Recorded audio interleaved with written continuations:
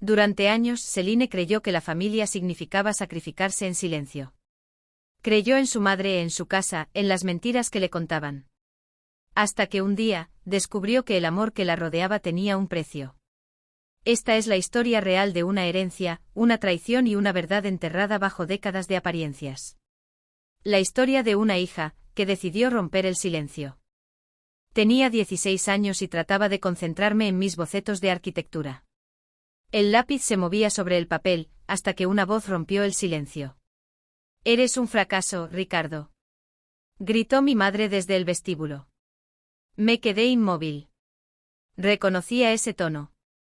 Bajé las escaleras y vi la escena, mi padrastro con una maleta junto a los pies y mi madre, Elena, de pie con el rostro tenso. Ricardo apenas me miró, pero cuando lo hizo, vi cansancio en sus ojos. «Lo siento, Valeria», susurró.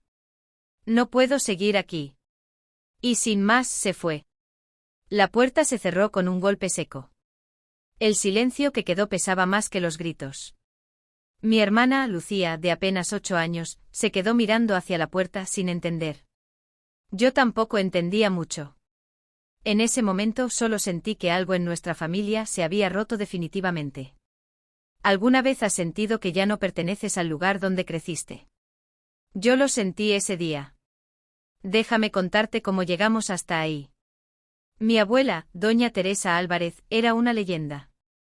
Había comenzado con un pequeño hostal en Granada, y lo transformó, con años de trabajo, en una cadena de hoteles boutique valorada en más de 50 millones de dólares, repartidos por toda España y Portugal. Ella era el corazón de todo.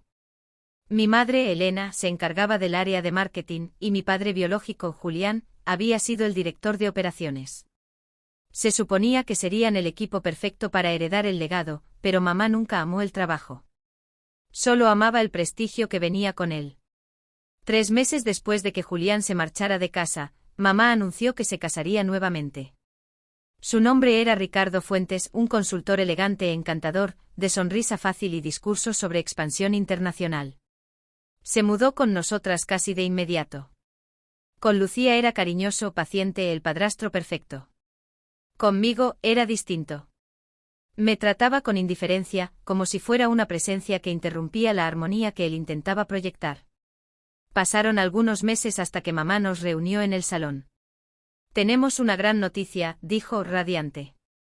Ricardo y yo nos mudamos a Madrid, para supervisar la nueva expansión europea del grupo.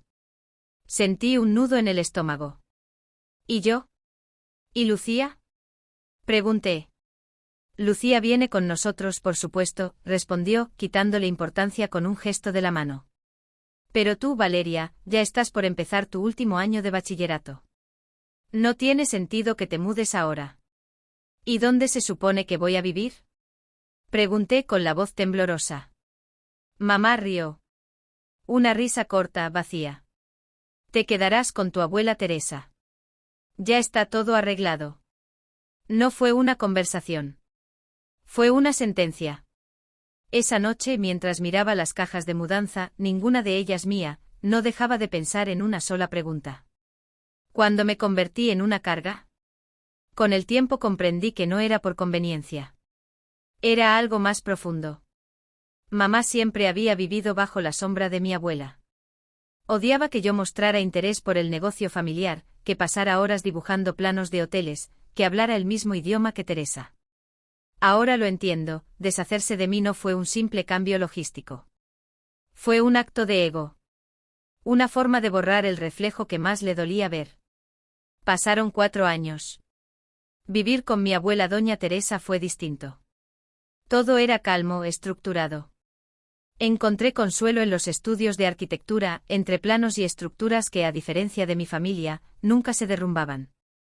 De mi madre apenas supe algo. Un mensaje en Navidad, una llamada perdida en mi cumpleaños. Aprendí a no esperar mucho.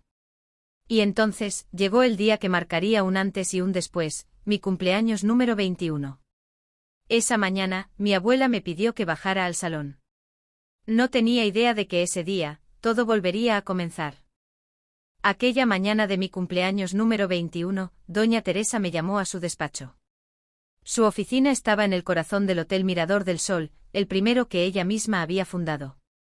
Todo allí olía a historia, muebles de caoba, libros antiguos y ese perfume suave de té con canela que siempre la acompañaba. Cuando entré noté algo distinto en su expresión. Tenía esa mirada serena, pero firme, la que solo usaba cuando algo importante estaba por venir. Valeria, dijo con voz tranquila, siéntate por favor. Obedecí. Mi corazón latía rápido.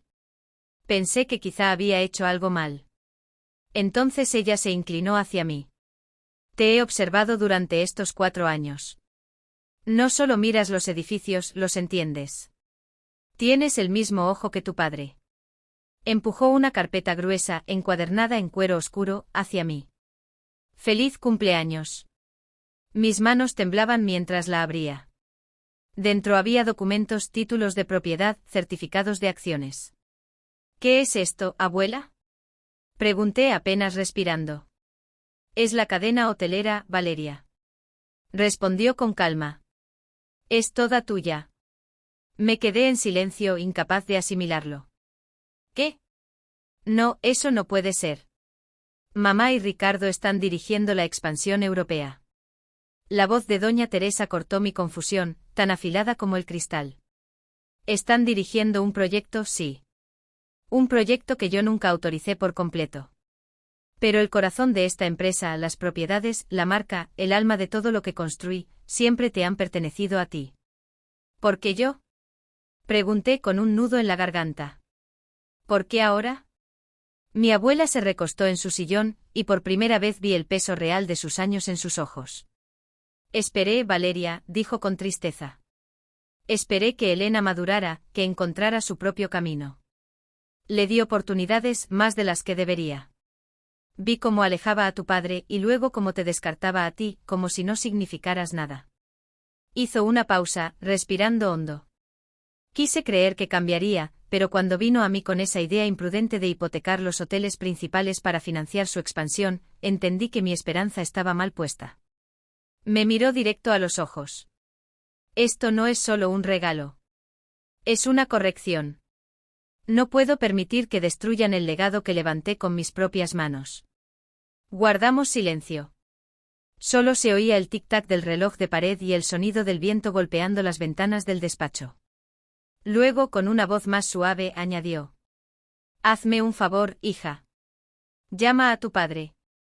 Habla con él, no solo como tu padre, sino como consultor. Él conoce estos hoteles mejor que nadie, y hay verdades que necesitas escuchar. Esa noche casi no dormí. Me tomó una semana reunir el valor. Finalmente lo cité en una pequeña cafetería en el centro de Sevilla, un lugar tranquilo donde el tiempo parecía moverse más despacio. Cuando lo vi entrar, sentí un nudo en el pecho. Parecía mayor, más cansado, con el cabello salpicado de canas. Pero sus ojos seguían siendo los mismos, cálidos y llenos de vida. Los primeros minutos fueron incómodos. Hablamos de mis clases, del clima, de cualquier cosa que evitara el pasado. Pero no pude contenerme más. Le conté todo, la mudanza, los silencios, los años en casa de la abuela, y finalmente el regalo. Él escuchó en silencio, sosteniendo la taza de café entre las manos. Cuando terminé, respiró hondo y su voz salió temblorosa. Valeria, hay cosas que debes saber sobre el divorcio. Su mirada se perdió un momento en la ventana, como si buscara el pasado entre las sombras. Tu madre, dijo despacio, siempre me hizo sentir que no era suficiente. Nada de lo que hacía la satisfacía. Yo amaba el trabajo, los hoteles, el trato con la gente. Pero ella solo amaba el estatus, la apariencia. Hizo una pausa y luego añadió. Cuando conoció a Ricardo, todo cambió. Él le ofreció lo único que yo no podía, una promesa vacía de poder. En ese momento entendí que mi familia nunca había sido destruida por el dinero, sino por la necesidad de control. Papá, pregunté finalmente con la voz casi rota. Mamá siempre decía que tú te fuiste. Que tú nos abandonaste. Su rostro cambió. Vi cómo la tristeza se transformaba en algo más duro, más contenido. Eso fue lo que ella quiso que creyeras, dijo despacio. Pero la verdad es que la aventura no era mía, era de ella. Me quedé helada. ¿Qué? ¿Elena? Él asintió con un gesto amargo. Ella estaba con Ricardo mucho antes de que yo me fuera. Meses antes de la separación, ya tenía mis sospechas, pero no quería creerlo. Bajó la mirada. Todo se desmoronó al mismo tiempo. No solo en casa, también en el trabajo. Esa fue la parte que nadie conoció. ¿Qué quieres decir? Pregunté con el corazón acelerado. Me tendieron una trampa, respondió. Organizaron una serie de movimientos financieros falsos. Pequeños pero suficientes para parecer graves. Lo presentaron ante la junta directiva de tu abuela como si yo hubiera cometido una irregularidad. Me despidieron. Fui señalado como el responsable de un fraude que nunca existió. Sentí como algo dentro de mí se quebraba. ¿Y por qué no luchaste contra eso? ¿Por qué no se lo contaste a la abuela? ¿Por qué simplemente te marchaste? Mi padre me miró y en sus ojos se mezclaban el dolor y un amor que seguía intacto. Por ti y por Lucía, Valeria. Si hubiera peleado, todo habría salido a la luz, los engaños, las mentiras, las amenazas. Tu madre me advirtió que si decía algo, me destruiría públicamente y usaría a ustedes dos para hacerlo. No podía permitir que pasaran por eso. Pensé que si desaparecía, al menos ustedes podrían tener una vida tranquila. Nos quedamos en silencio. Yo apenas podía respirar. Toda mi infancia, la historia que me habían contado, era una mentira. Él no fue el que nos abandonó. Fue acusado falsamente, expulsado y olvidado. 2 días después de aquella conversación, la noticia de que yo era la nueva propietaria de la cadena hotelera ya se había filtrado. Y entonces una tarde, mientras estudiaba en el salón, el timbre sonó. Abrí la puerta, y mi estómago se encogió. Era mi madre Elena, con Ricardo detrás de ella. Valeria, cariño, dijo ella, lanzándose a abrazarme con un entusiasmo forzado. Te he echado tanto de menos. Su perfume caro invadió el aire, tan fuerte como la desesperación en su voz. Me soltó para mirarme de arriba a abajo, sonriendo con falsedad. Mírate, qué mujer te has convertido. Entró en la casa sin esperar invitación, y Ricardo la siguió con esa sonrisa arrogante que siempre me había incomodado. Tu madre ha estado muy preocupada por ti, dijo él, intentando sonar amable. Hemos oído la maravillosa noticia.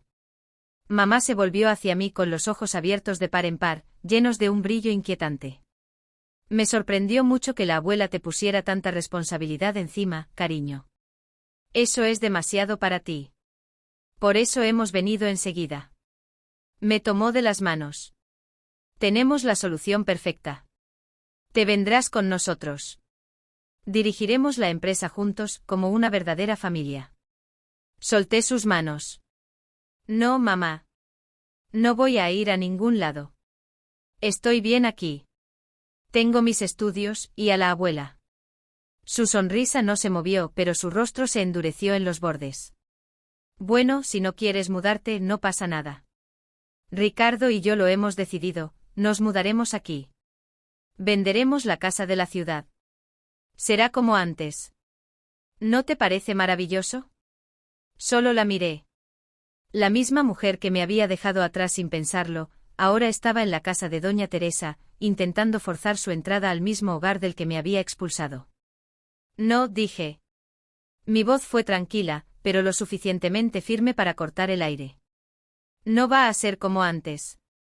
Valeria, no seas dramática, replicó perdiendo la dulzura. Esta es una gran oportunidad para nosotros. Tengo una pregunta, dije. El silencio llenó la habitación. Hablé con papá. El color se le fue del rostro. Su sonrisa se congeló. ¿Qué dijiste? Susurró. Le pregunté por qué lo despidieron. Porque me dijiste que él te había traicionado cuando fuiste tú quien comenzó con Ricardo antes de que se fuera. Porque le tendiste una trampa. Porque me mentiste toda mi vida. La máscara se rompió en 1000 pedazos. Su rostro se volvió rojo, la rabia le temblaba en la voz. ¿Cómo te atreves? Gritó. Después de todo lo que hice por ti. ¿Vas a creerle a ese fracasado antes que a tu propia madre? Avanzó hacia mí señalándome con el dedo. Esta empresa, esta casa, siempre debieron ser mías. Ya basta, Elena. La voz de doña Teresa retumbó desde el pasillo. No era alta, pero tenía una autoridad que cortaba el aire como un cuchillo. Mi madre se giró. «Dile a esta niña lo que me debe», gritó. Mi abuela avanzó despacio, sin apartar la mirada de ella. «Lo único que te debe, Elena, es nada. El respeto no se exige, se gana. Tú la descartaste. No puedes venir ahora a reclamarla porque de repente te conviene».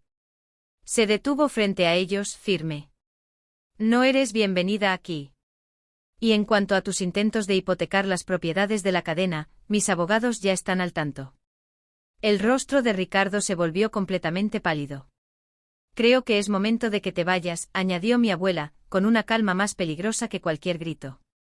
Mi madre la miró, incapaz de responder. En su rostro se mezclaban el orgullo herido, la rabia y la humillación. Finalmente, con un sonido que era mitad sollozo y mitad gruñido, se dio la vuelta y salió de la casa. Ricardo la siguió en silencio. La puerta se cerró y por primera vez en mucho tiempo el silencio no dolió. Era el sonido de algo que por fin había terminado. Prácticamente Scott corrió detrás de mi madre Brenda. La puerta se cerró de golpe y el silencio que siguió fue el sonido más satisfactorio que jamás había escuchado. Después de aquel enfrentamiento, la abuela Charón cambió. Dejó de dar segundas oportunidades. Mandó a llamar a una agencia de detectives privados. Unas semanas después, nos convocó a mi padre y a mí en su estudio. La detective ya estaba allí, una mujer serena, vestida con una chaqueta elegante, con ese aire de quien ya ha visto demasiado. Sobre la mesa, un informe grueso y encuadernado esperaba. «Es peor de lo que pensábamos», dijo la abuela Charón con voz sombría. La investigadora comenzó a hablar. Scott no era solo un mal hombre de negocios. Era un estafador profesional. Tenía antecedentes en varios estados, bajo diferentes nombres. Su especialidad, seducir a mujeres con dinero familiar, convencerlas de invertir en proyectos internacionales falsos, y luego desviar los fondos hacia cuentas y empresas fantasmas antes de desaparecer. La famosa expansión europea, que tanto ilusionaba a mi madre y a Scott, no era más que su último golpe, $7 millones. Y lo peor, era que mi madre no era solo su pareja. Era su cómplice. Voluntaria o no, dijo la abuela, mirando los documentos con un dolor profundo en los ojos, las pruebas son claras. El historial criminal de Scott, las transferencias, las hipotecas, todo. Mi padre actuó de inmediato. Solicitó la custodia total de Mía. Yo insistí en estar presente en la audiencia. Fue difícil ver a mi madre en el estrado. Brenda, con sus lágrimas perfectamente ensayadas, interpretando el papel de víctima.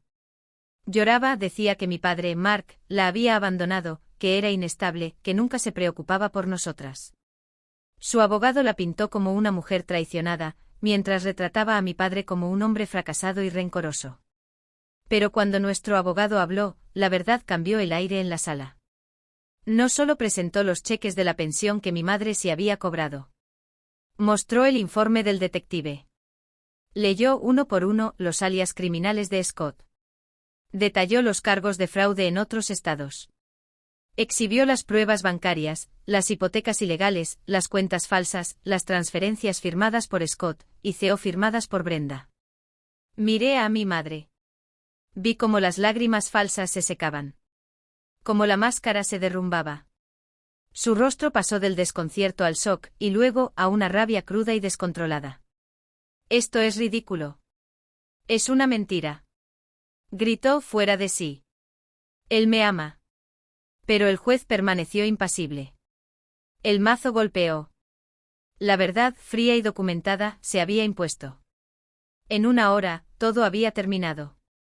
Mi padre, Mark, obtuvo la custodia total e inmediata de Mía. El juez calificó a Scott de depredador y ordenó una investigación penal contra él y contra Brenda por conspiración para cometer fraude.